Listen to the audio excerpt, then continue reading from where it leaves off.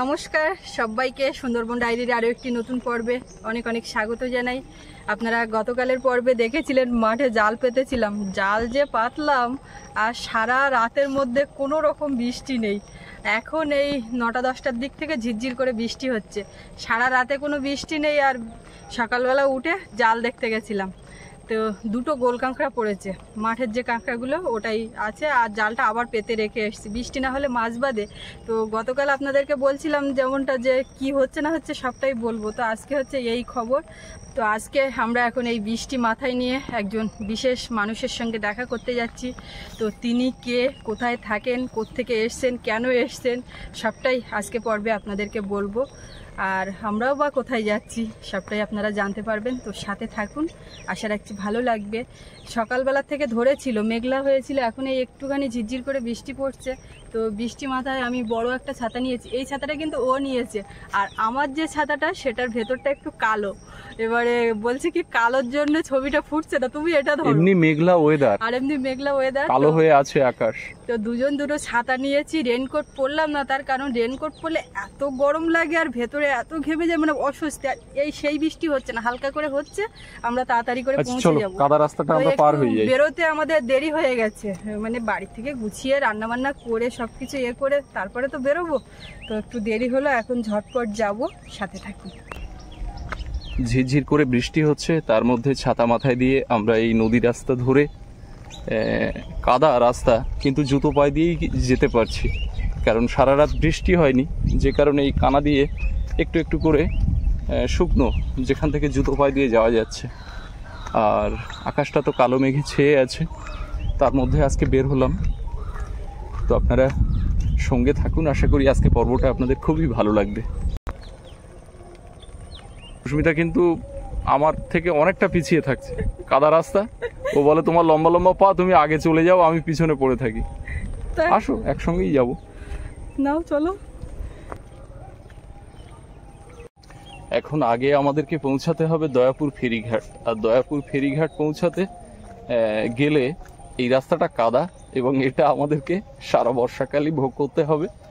তো এই কাদা রাস্তাটুকু পেরিয়ে গেলে তারপরে ঢালাই রাস্তা।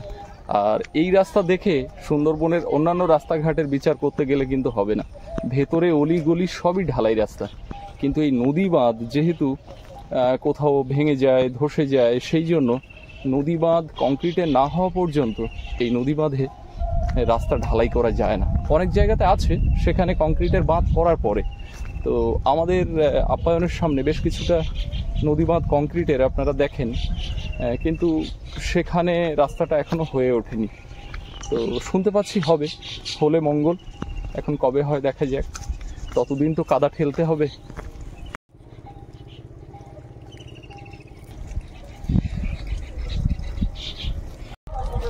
খেয়াঘাটে চলে এসেছি, এবার খেয়াতে উঠে ওপারে যাব, তাড়াতাড়ি করে এসে খেয়াটা পেয়ে গেলাম, মিস হলো।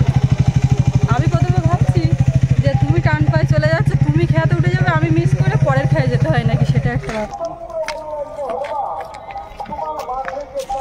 আমরা এই যে পাড়ে যে জঙ্গলগুলো দেখা যাচ্ছে ওই রাস্তা ধরে এলাম, আর খেয়া চলে এসছে।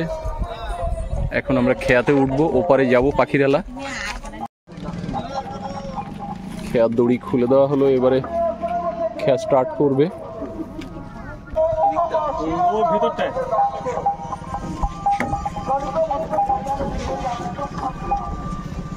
এই যে অফিসার বিজনবাবুর জন্য খেয়াটা একটু লেট করা হলো। ঠিক আছে, থ্যাংক ইউ।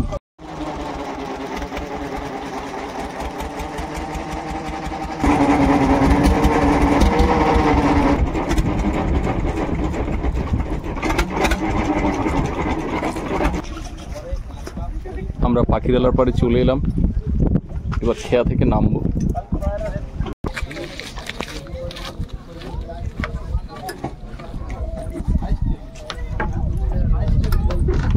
সুস্মিতা সবার আগে উঠে গেছে, আর আমি এখন সবার পেছনে। প্রত্যেকবারের মতো খেয়া থেকে উঠে ডান পায়ে ভ্যান স্ট্যান্ডে যেতে হবে, কারণ পেছনে লোক না থাকলে আবার চারজন না হলে ভ্যান ছাড়বে না। আর সামনে বসারও একটা ব্যাপার থাকে, আপনাদেরকে আগেও বলেছি। তো সেই চেনা পথ ধরে আমরা এখন চলে যাচ্ছি ভ্যান স্ট্যান্ডের দিকে। আর সুস্মিতা অনেকটা আগে আজকে, ও ভ্যানে গিয়ে জায়গা রাখুক, আর আমি পেছনে পেছনে আছি। আমার সঙ্গে বিজনবাবু আছে, আমরা 3 জন হয়েই গেছি। বিজনবাবু, কেন তোমার গাড়ি আছে এবারে? গাড়ি ওপারেও একটা রাখা, এপারে একটা রাখা। বড় বড় অফিসারদের এইগুলো হচ্ছে থাকে এগুলো। না না, এগুলো করো না।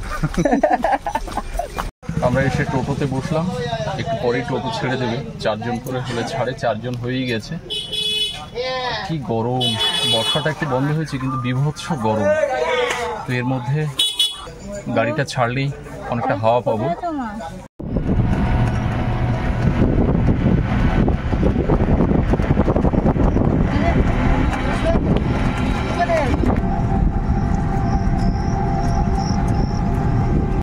আমরা গোসাবা বাজারে পৌঁছে গেছি।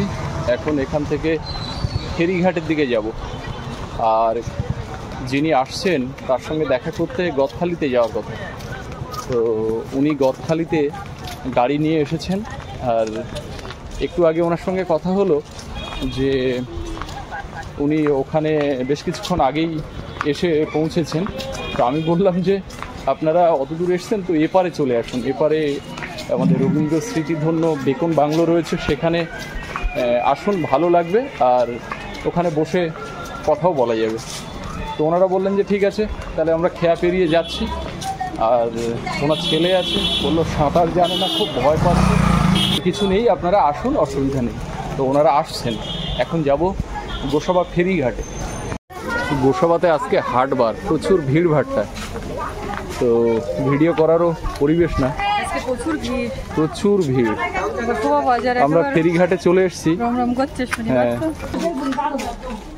ঘাট থেকে লোকটা উঠছে, আমার মনে হচ্ছে এই ঘাটে উঠতেছে না। না না, দেখা যাক। খেয়ার লোক উঠে গেছে। খেয়া তো এখানে অনেক ঘন ঘন আসে। ফোন করে দেখো, দেখবো। প্রচন্ড গরম লাগছে, রোদ বের হয়েছে, আর ওই বড় ছাতা এখন বয়ে নিয়ে যেতে হচ্ছে। রৌদ্রেও খেলানো যাচ্ছে। ছোট ছাতাটা কই? ব্যাগে ঢুকে গেছে, এটার কোনো চাপ নেই, তুমি এটা হাতে বয়ে নাও। এটা বড়টা। আর ওদিকে তো ছুটে ছুটে এসে গাড়ি ধরলাম। ছুটে এসে গাড়ি ধরার একটা সুবিধা হয়েছে, আজকে কিন্তু এক্সট্রা কোনো টাকা দিতে হয়নি, অন্যদিন দিতে লাগে। তো আমি এখন খুব মানে উৎসুক যে আমি কাকে দেখতে যাচ্ছি বা কার সঙ্গে দেখা হবে। আমাকে বা আমাদেরকে ওনারা দেখেন, কিন্তু আমরা তো দেখিনি, কথা হয়। উনি কিন্তু জানেন না যে তুমি এসছো, উনি জানেন আমি আসছি। এখানে দাঁড়িয়ে আছি, আর দাঁড়িয়ে দাঁড়িয়ে অপেক্ষা করছি কখন ওনারা আসবেন। আর দাঁড়িয়ে দাঁড়িয়ে মনে হচ্ছে ঠিক এইভাবে দাঁড়িয়েছিলাম এখান থেকে গত কয়েক বছর আগে। কয়েক বছর নাকি 1 যুগ আগে, 15 বছর আগে। পুরানো স্মৃতি মনে পড়ছে। সুস্মিতার সঙ্গে প্রথম আলাপ হওয়ার পরে, আলাপটা যখন জমে ওঠে, তারপরে যে দেখা করতে আসার যে ব্যাপারটা ছিল, তখন আমি পিয়ালিতে থাকি, আর সেখান থেকে এসছিলাম এই খেয়া পেরিয়ে। এরকম একটা দোকানের ধারে এরকম চুড়িদার পরে দাঁড়িয়েছিল, মনে আছে? কালো চুড়িদার। তাই ও আজকে বলছে, বলে সেদিন ওরকম তোমার লুকটা ভালো লাগে, আজকেও বিশেষ ভালো, আজকেও বিশেষ ভালো লাগছে, সেটাই বলছে।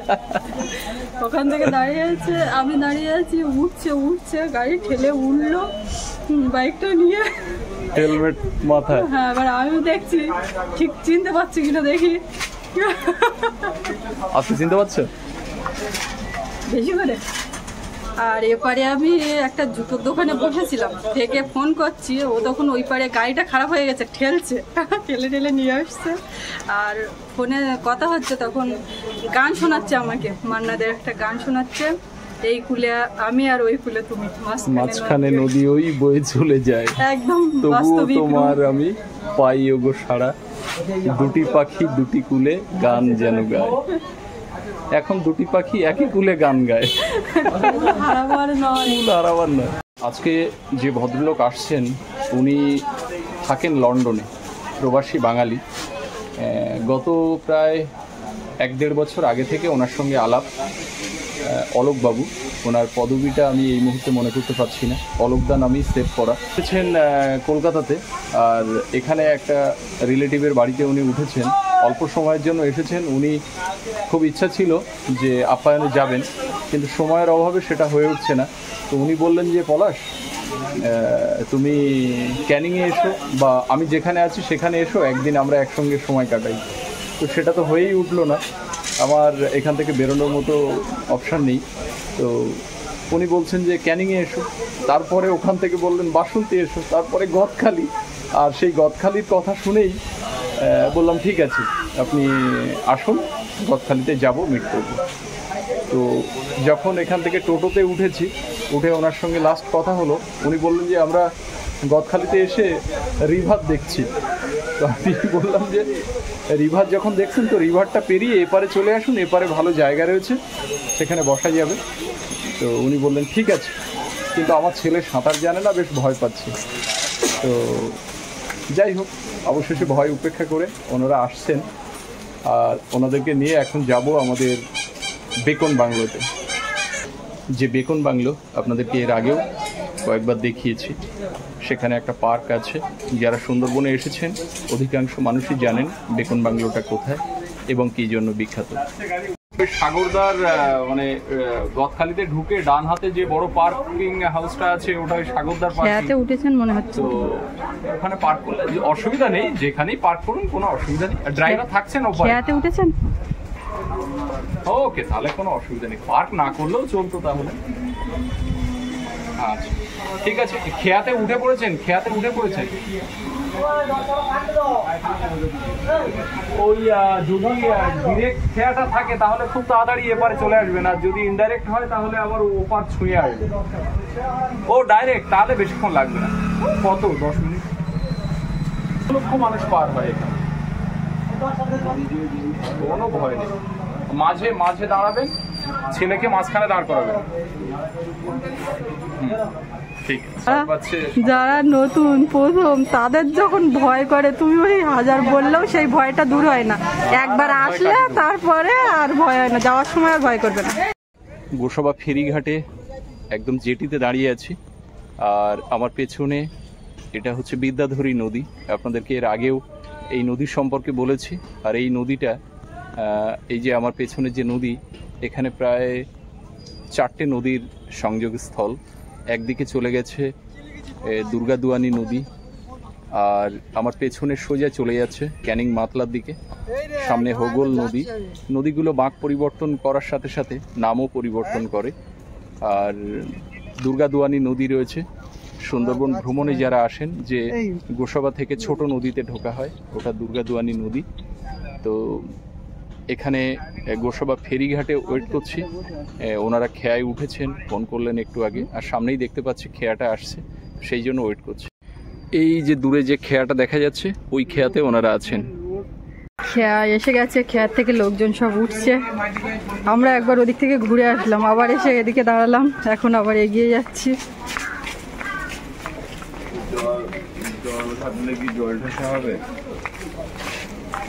গায়ে লাল জামা, লাল জামা অনেক লোক উঠে যাচ্ছে, কিন্তু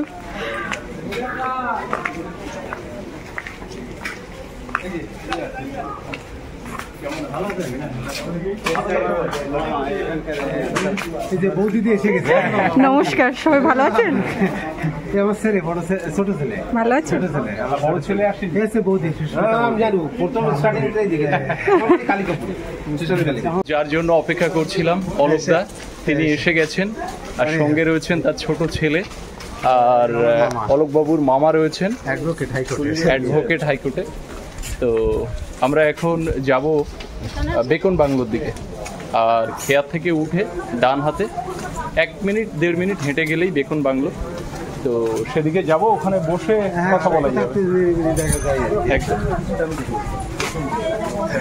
হ্যাঁ হ্যাঁ।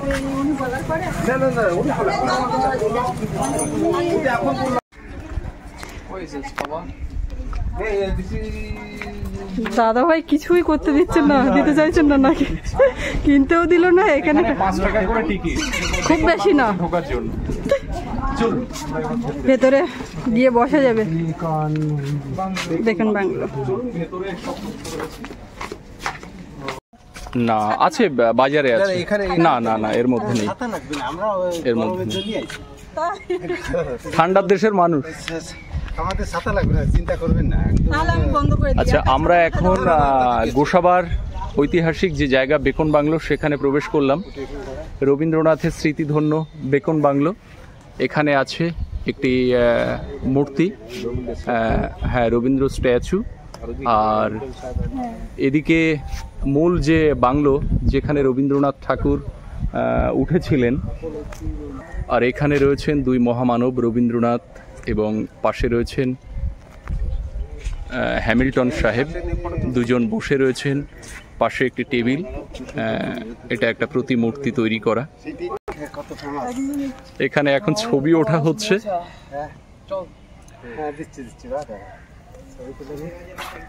প্রচন্ড রৌদ্র আর গরম। আচ্ছা আমরা বাংলোর মধ্যে যাই, চলুন। এখানে যখন আমরা পা ফেলে উঠি এই বাংলোর মধ্যে, তখন অন্যরকম একটা অনুভূতি হয়, কারণ আজ থেকে 100 বছর আগে রবীন্দ্রনাথ ঠাকুর এখানে এসে উঠেছিলেন। আমরা এখান থেকে যখন হাঁটছি তখন মনে হচ্ছে যে এখান থেকেই কবির পদচিহ্ন পড়েছিল, কবির পদধূলি পড়েছিল আজ থেকে সেই 100 বছর আগে। আর গতবার যখন আমি বেকন বাংলোতে এসেছিলাম তখন দেখেছিলাম এখানে প্রচুর লোকজন ছিল, আর দূর থেকে একটা রবীন্দ্রনাথের গান ভেসে আসছিল।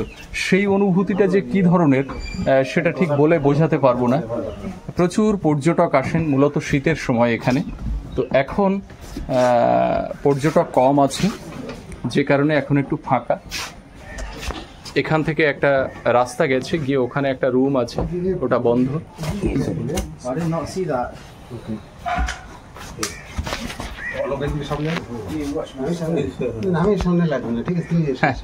আসুন আসুন। এই যে কাঠের বাংলোটা, এই বাংলোটা ছিল একটু জরাজীর্ণ অবস্থা, সেটাকে একটু সংস্কার করা হয়েছে, সংরক্ষণ করা হয়েছে গোসাবা পঞ্চায়েত সমিতির পক্ষ থেকে। আর সারা বছরই এখানে প্রচুর লোকজন আসেন, বিশেষ করে শীতের সময় তো এখানে ভিড় থাকে। পুকুর পাড়ে যাবো? হ্যাঁ যাবো তো। এর ভেতরে কি আছে? এর ভিতরে আপাতত কিছুই নেই, ওই কিছু পুতুল টুতুল।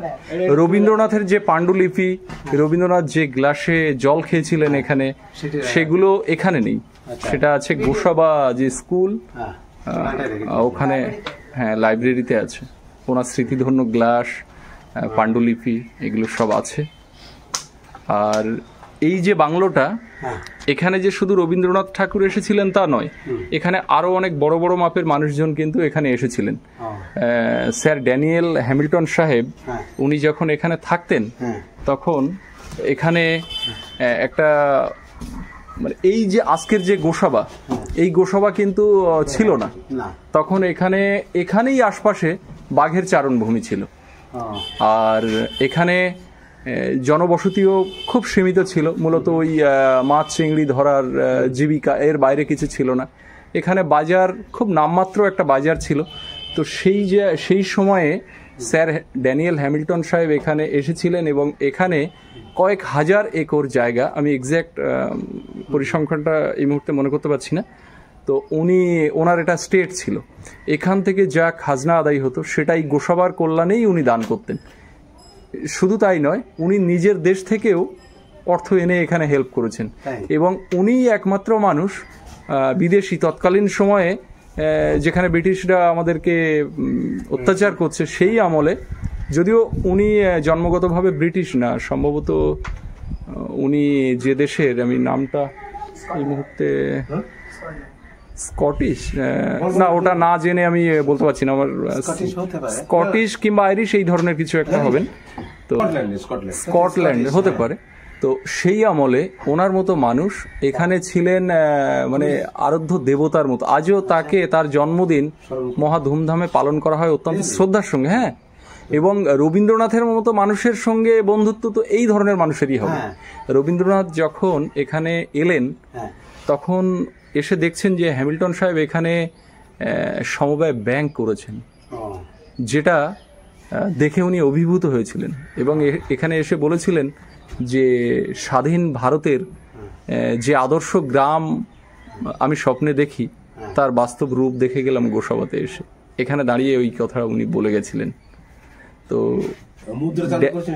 হ্যাঁ হ্যাঁ হ্যাঁ, নিজস্ব মুদ্রা চালু করেছিলেন। তো ওনার অনেক কার্যকলাপ রয়েছে যেগুলো এই এলাকার মানুষের জন্য অত্যন্ত কল্যাণকর। লাগিয়েছে। হুম হুম হুম। এগুলো একটু পরিপাটি করে সাজানো হয়েছে, পর্যটকরা আসেন বলে। হ্যাঁ হ্যাঁ। বাড়ি এইভাবে টাইল করে। আর এখানে সব সেগুন কাঠের কিন্তু কাজ করা। আর এইগুলো হয়তো আর একটু খারাপ অবস্থায় ছিল, কিন্তু এটা সরকারিভাবে সংরক্ষিত। আসুন একটু। চল পুকুর পাড়ে যাচ্ছি। বেকন বাংলো 1932 সালের 30 তারিখে উনি এসেছিলেন। 30 থেকে 31 ডিসেম্বর ছিলেন এই বাংলোতে, অবস্থান করেন। তারপরে ফলক যারা উন্মোচন করেছেন সেই। হ্যাঁ, মহামানবের পদতলে দাঁড়িয়ে আছি। স্বার্থমগন যেজন বিমুখ বৃহৎ জগৎ হতে, সে কখনো শেখেনি বাঁচিতে। মহাবিশ্ব জীবনের তরঙ্গেতে নাচিতে নাচিতে নির্ভয়ে ছুটিতে হবে, সত্যেরে করিয়া ধ্রুবতারা। রবীন্দ্রনাথের বাণী লেখা রয়েছে এখানে। আর এই মূর্তি যিনি শিল্পী অসিত সাঁই, তার নামও এখানে লেখা রয়েছে। ওনারা পুকুর পাড়ে চলে গেছেন। আচ্ছা, ওখানে একটা বসার জায়গা রয়েছে, আমরা ওখানে যাব, চলুন।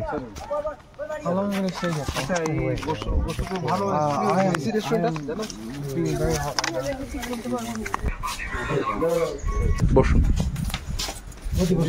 পাশে রয়েছে সুন্দর বাঁধানো পুকুর ঘাট, আর তার পাশে এখানে বসার জায়গা রয়েছে। তার পাশে এখানে বসার জায়গা রয়েছে। আর আপনার ছোট ছেলের নাম জানা হয়নি? অর্জুন। ও অর্জুন, যা 2 হাত চলে সমান। অর্জুন, কেমন লাগছে? ভালো ভালো। ও আসলে বাংলাটা ঠিক মতো বলতে পারে না, ওর জন্মই বোধহয় লন্ডনে। আচ্ছা আচ্ছা, ও বাংলাটা ঠিকঠাক মতো বুঝতে পারে, কিন্তু বলতে একটু অসুবিধা হয়। আর ও যেটা বলতে পারে সেটা বলতে আমার অসুবিধা হয়, যে কারণে সমস্যা। আপনার 4 জন যান, আমাকে একটু শিখিয়ে দিন। আচ্ছা আচ্ছা। মামা যিনি আমাদের ভিডিও একেবারে প্রথম দিক থেকে দেখে আসছেন, ফার্স্ট ওপেনিং ডে দেখেছেন। হ্যাঁ, ওপেনিং ডের ভিডিও আপনি কবে সেটাও বলে দেবো। আর আমি কবে ক্যামেরার সামনে এসেছিলাম সেটাও মামা বলে দিচ্ছেন। আমি মামা বলছি হচ্ছে কি যে ওনার কাছ থেকে শুনে দেখছেন, বলে না না আমি আমার মতো দেখি। এখনই বললো আমাকে জাস্ট অন দ্য ওয়ে, ওর সুস্মিতা তোর এত কাজ 2 দিন ধরে কথা বলছি। আচ্ছা, এবারে মামা হচ্ছেন হাইকোর্টের অ্যাডভোকেট। মামা বলছে যে ক্যামেরা আমি ধরছি, তোমরা সামনে গিয়ে বসো। এটাও একটা বড় প্রাপ্তি। সুন্দরবন ডায়েরির ক্যামেরা করা, ভিডিও করার জন্য ক্যামেরা ধরার কথা বলছেন কলকাতা হাইকোর্টের আইনজীবী আমাদের মামা। করে নেবো ওইরকম লম্বা শাক থাকলে হতো। হ্যাঁ, দিদি জানতো সুস্মিতা দিদি বসুন। না পাশে দাঁড়ান না, বস 4 জন 4। না না দাঁড়ান হবে। আচ্ছা ঠিক আছে। আরে বৌদি হচ্ছে দেখে আমাদের দেশে, তাহলে মাইন্ড করবে। মহিলাকে দাঁড়িয়ে রেখে, মহিলাকে দাঁড়িয়ে রেখে আপনি বসুন। এবারে তো মহিলা দাঁড়াচ্ছেন, আমি দাঁড়াচ্ছি, আমি বরং পাশে দাঁড়াই। অনেক প্রতীক্ষিত এই যে সুন্দরবন ডায়েরির যিনি পরিচালিত করেন আর কি, যিনি আর কি সুস্মিতা দি, এবং খুব বিখ্যাত এবং ফেমাস, ওয়ার্ল্ড ফেমাস হয়েছে আজ বিদেশ থেকে, এবং সুদূর লন্ডন থেকে এসছে তার পুত্রকে নিয়ে এখানে তাদের সঙ্গে দেখা করতে, এবং এত আতিথেয়তা এবং ইন্ডিয়া থেকে পেয়েছে, এবং তারা দে আর হাইলি হ্যাপি, এবং তারা খুব খুশি হয়েছে। এবং এই যে ইউটিউবে যখন অনেকেই আসে, কিন্তু এটা বাস্তববাদী একটা ইউটিউব তৈরি করে সুস্মিতা দি, এবং অনেকেই দেখেছেন বাংলাদেশের বা বাংলা যে সমস্ত হয় রান্নার বইয়ে, কিন্তু সামাজিকভাবে নৈতিক দায়িত্ব প্র্যাকটিক্যাল যেটা দেখানো যায়, যে একটা কীভাবে জীবনযাত্রা গড়ে উঠেছে সুন্দরবন এলাকাতে, এবং সেটা বোঝা যায় যে নদীমাতৃক দেশ, কখনো যেটা মিন মাছ ধরে তাদের জীবিকা, যেখানে অনেকের কামট কুমিরের হাত পা নিয়ে গেছে, সেই এলাকাতে বসবাস করে, যেখানে বাঘের সঙ্গে লড়াই করে থাকে, সেই সুস্মিতা দি আজ পৃথিবী বিখ্যাত একজন হয়ে গেছে এবং হবে ভবিষ্যতে। এবং তার যে ভিডিওটা, এটা অকল্পনীয়ভাবে ইনি বাস্তববাদী একদম প্র্যাকটিক্যাল জিনিস যেগুলো দেখায় না, সেগুলো যারা না এসছেন কোনোদিন সুন্দরবন এলাকাতে তারা কিন্তু বুঝতে পারবে না, হয়তো ভাবে যে কেন করছে, একটা জাল নিয়ে মাছ ধরতে যাচ্ছে। এটা হচ্ছে ওনার কিন্তু পেশা মাছ ধরা নয়, কিন্তু এনাকে বোঝাতে চাইছেন যে সংস্কৃতিটা কি এখানে। এই গোসবা সংস্কৃতি তুলে ধরেছে, যেমন এই একটা দ্বীপ, যেমন দয়াপুর যে দ্বীপে উনি থাকেন, এবং সেটা একটা অসম্ভব দুর্বিষহ দ্বীপ ছিল, যেখানে বাঘ আসতো রাতে, বাঘ আর মানুষের একসাথে ঘুমাতো, গোল ঘরে বাঘের সঙ্গে দেখা হতো। সেখানে অনেক যেমন ইনি এতক্ষণ এই ভিডিওতে আপনারা দেখেছেন যে সোশ্যাল সার্ভিস করে গেছেন, যেমন এই রবীন্দ্রনাথ এসছে, এরকম তুষার কাঞ্জিলাল বলে এখানে একজন এসেছিল, সুন্দরবন রাঙ্গাবিলা সোসাইটি, এবং সেই এখন জাস্ট রিকল আর কি। আমাদের কথা অনেক বেশি বলা হয়ে যাচ্ছে, না না আমরা এবারে একটু অলোক বাবুর কথা শুনুন। আমার কথা আর কিছু নেই। অলোকবাবুর পরিবার নিয়ে, এবং দিন ধরে লন্ডন থেকে ওনার ইউটিউব এবং সুস্মিতা বৌদির ইউটিউব দেখছি, এত সুন্দর লাগছে, এবং আমার ওয়াইফ তো ভীষণ ফ্যান। তো অনেকদিন ধরে আশা করেছি উনি গাড়িতে এসে নেমে গেছে আর কি। আজ সত্যি দেখা গেল, যে কি আনন্দের ব্যাপার, এবং ভগবানের কাছে কামনা করি ওনারা যেন আরো দূর এগিয়ে যায়। আজকের এই দেখাটা আমরা ঠিক এভাবে দেখাটা হোক চাইনি, আমি চেয়েছিলাম আপ্যায়নে আপনারা দুদিন থাকুন একসঙ্গে। নেক্সট টাইম আমার ওয়াইফকে নিয়ে আসবো, আমার ওয়াইফকে নিয়ে, ওর শরীরটা আজকে ভালো নেই, এই জন্য আসতে পারিনি। আচ্ছা, মামার ভিজিটিং কার্ড দিচ্ছেন। দার্জিলিং এ বাড়ি আছে, কালিকাপুরে বাড়ি আছে, দিল্লিতে আছে, এটা জানি দিলাম। আচ্ছা। দার্জিলিং গেলে my guest actually everything is Darjeeling, আপনার বুঝতে পারবেন। শিলিগুড়ি নামবেন, দার্জিলিং পাহাড়ে একদম হিলছে। দার্জিলিং যাওয়ার খুব ইচ্ছে আছে। নিয়ে যাবো তো, ওখানে শুটিং করবেন একদম পুরো একদম। মানে নদী থেকে সমুদ্র সব হবে, কিন্তু আপনারা আমার ওখানে কবে যাবেন? ওখানে যাবো, ওখানে কাস্টমার পাঠে দেখুন না, তাহলে বুঝতে পারবেন। এটা আমার লজ্জা করছে এখন। না না, mouth organ, harmonica, mouth organ. হ্যাঁ অর্গান, এটা আমি জার্মানির লন্ডন থেকে কিনেছিলাম। আচ্ছা, বেশ আগে কিনেছি তো আমি। তো পাশে আরেকটা দেখতে পাচ্ছি, এটা সিএন বডির জন্য একটা ফ্রেন্সের আর কি স্প্রে, আর কি বডি স্প্রে, ফ্রান্সের স্প্রে, বডি স্প্রে। ঠিক আছে, থ্যাংক ইউ। দাদা ভাই একটু ইতস্তত বোধ করছেন, কিন্তু এই এটা তো বোধ করবেন করছে, না আমি তো আপনারা। তো আগে বলেনি, তার কারণ চা পাতা রয়েছে দার্জিলিং অরিজিনাল দিশি গার্ডেনের অ্যাডভোকেট আমি পাঠিয়ে দেবো ওখানে আপনার কোনো অসুবিধা আমার নেই। তো আসার কথা ছিল না, ও যখন দরকার বলল, নেই। দেখুন, এই তখন প্রীতি আমি উপহারগুলো কিন্তু বড় কথা নয়, বলতে পারলাম বড় না। কথা হচ্ছে আপনাদের সঙ্গে যে এই একত্রিত হলাম, সাক্ষাৎ হলো। সবাই লন্ডন থেকে আপনার সঙ্গে রাত্রি 2টোর সময় আমাদের ভারতীয় সময়ে কথা হয়েছে, হ্যাঁ। কিন্তু এই যে সাক্ষাৎ, এটাই তো পরম প্রাপ্তি। হ্যাঁ, এই যে আমার নাম ধরে বললেই হবে। হ্যাঁ না, আমি পিয়ালিতে পাঠিয়ে দেবো আপনার লোক, আমার লোক সমাজে লন্ডন থেকে একটা টফি এনেছি, একটা কাজ করছি আপনাকে। ছোটবেলায় খেতাম আর কি এখানে। আচ্ছা, আচ্ছা। এখানে টফি, এটা জাস্ট চকলেটও না, এক ধরনের টফি আর কি দিলে, এটা জাস্ট আপনি বেশিরভাগ নিয়ে নেন। এটা মধু, সুন্দরবনের থেকে আমাদের পক্ষ থেকে আমি জানি না, না হলে আমি বৌদি আমাকে সুন্দরবনের মধু দিচ্ছে।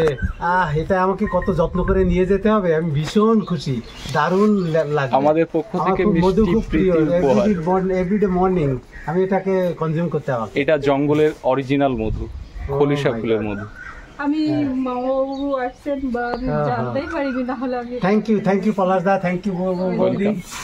আমি 15 দিন আগে থাইল্যান্ড থেকে এলাম, এবং আমার এই ভাগ্নেরা আসবে, এদের জন্য এই সেম ব্যাগ আমার বৌমাকে দিয়েছি, এবং সুস্মিতা দিকে একটা দিতে পেরে আমি খুব আনন্দিত হলাম যে এটাকে। সুস্মিতা দিদি নয়, সুস্মিতা। Thank you. বলেছে? ব্যাপার এটা হচ্ছে আমাকে আর একবারও দিদি বললে হবে না, আমি মামা বলছে আমার নাম ধরে ডাকলে খুশি হব। না ঠিক আছে, একদম একদম মেয়ে বলতে হবে। এটা কি আছে না, এটা খুললে আর কি একটা বাজার করা, মানে হেভি ব্যাগ মামা এখন গ্র্যান্ড ড্যাড, তার একদম একদম, উনি তো পিতৃতুল্য মানুষ। মেয়েও অ্যাডভোকেট, ও বেনারস থেকে। আমি ব্যাগটা আস্তে আস্তে খুলছি, দেখো। ওয়াও, দেখে মনে হচ্ছিল ছোট্ট একটা ব্যাগ। নাহলে আমি 2 ডজন ব্যাগ নিয়ে এসেছি এটা করে। আচ্ছা, থাইল্যান্ডের ব্যাগ। থাইল্যান্ড থেকে নিয়ে এসেছি। মিসেস কাটা পাঠিয়ে দিয়েছি। আমার ওয়াইফ কার্ডটা দিয়েছে। খুব সুন্দর, Thank you. Thank you. হ্যাঁ সেম। এখন নতুন ব্যাগ কোনো ইয়ে নেই, আমি জাস্ট ওগুলো ভরে নিয়ে এসেছি। খুব ভালো। আমরা এখন বেগুন বাংলো থেকে বেরিয়ে নদীর ধারে চলে এলাম। দাদার ছেলে অর্জুন, ওকে একটু নদী দেখাতে নিয়ে এলাম। ওই যে স্পিড বোট দাঁড়িয়ে আছে।